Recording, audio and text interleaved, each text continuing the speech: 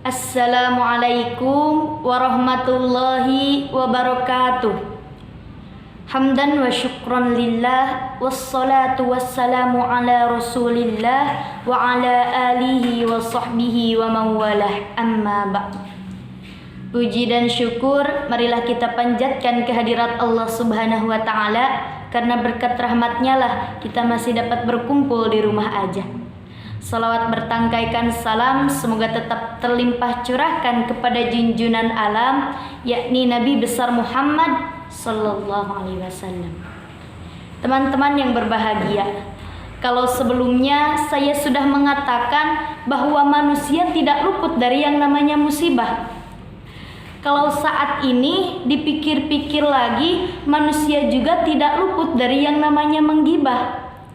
Oleh karena itu, izinkan saya mengulas sedikit tentang realita yang terjadi saat ini, yakni tentang gibah. Sebenarnya apa sih itu gibah? Gibah adalah menceritakan atau menjelekkan sesuatu yang ada pada diri seorang muslim sedangkan ia tidak suka. Baik itu keadaan sosialnya, pendidikannya, agamanya, akhlaknya, dan lain sebagainya. Lalu bagaimana hukum dari seorang yang menggibah? Allah berfirman dalam Quran surat Al-Humazah, A'udzu billahi minasyaitonir rajim. Bismillahirrahmanirrahim. Wailul likulli humazatil lumazah. Artinya, celakalah bagi orang-orang yang suka mengumpat. Mengumpat di sini bukan hanya berbicara kotor atau berbicara kasar. Gibah juga adalah humazah, membuka aib orang lain humazah. Maka dipastikan bahwa gibah itu adalah haram. Orang yang menggibah pasti akan celaka.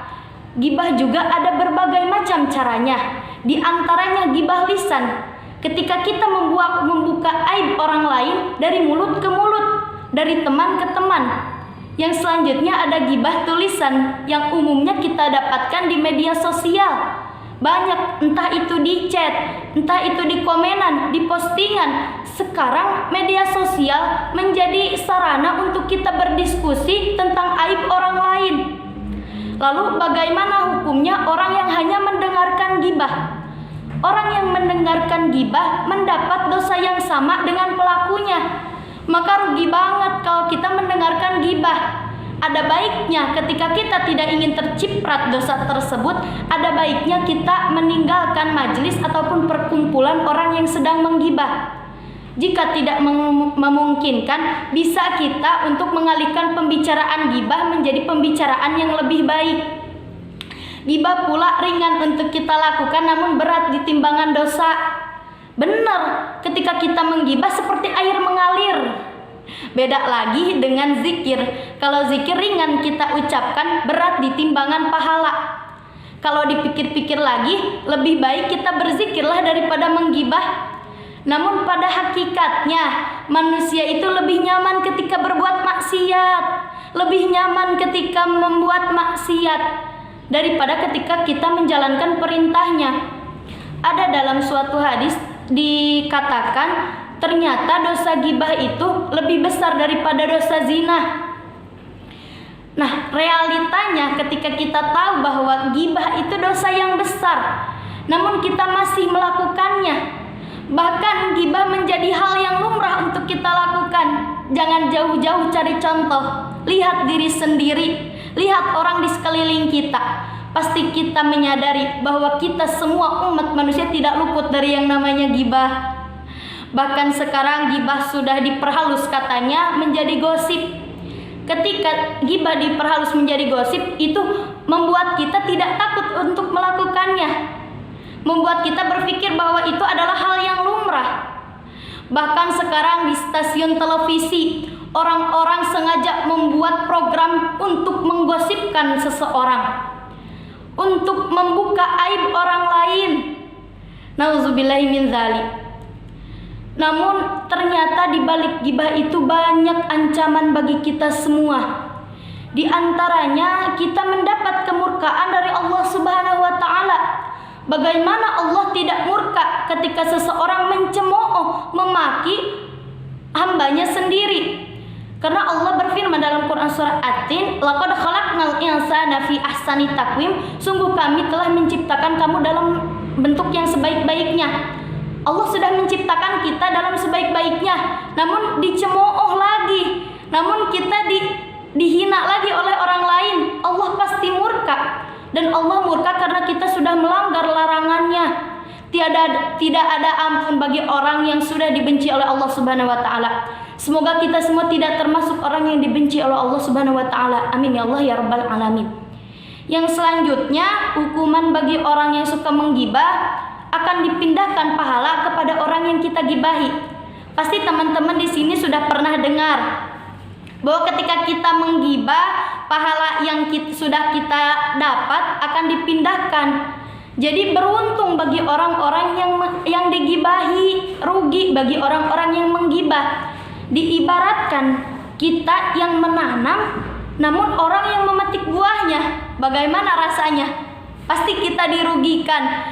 Jadi ketika kita menjadi orang yang digibahi, cukup diam saja. Ternyata kita mendapat keuntungan pahala dari dianya, dan dia mendapat siksaan dari Allah Subhanahu wa taala. Yang selanjutnya yaitu orang yang menggibah akan dekat dengan neraka, otomatis dia akan jauh dengan surga.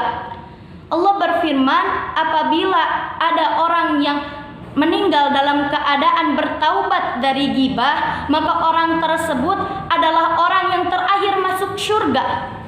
Ketika orang meninggal dalam keadaan suka bergibah, maka orang tersebut orang yang pertama masuk neraka. Bagaimana tidak bisa kita bayangkan, ternyata gibah yang selalu kita lakukan, yang menjadi rutinitas kita ketika berkumpul adalah dosa yang sangat besar. Namun ternyata di balik haramnya bergibah, di balik larangan bergibah, ada gibah yang diperbolehkan.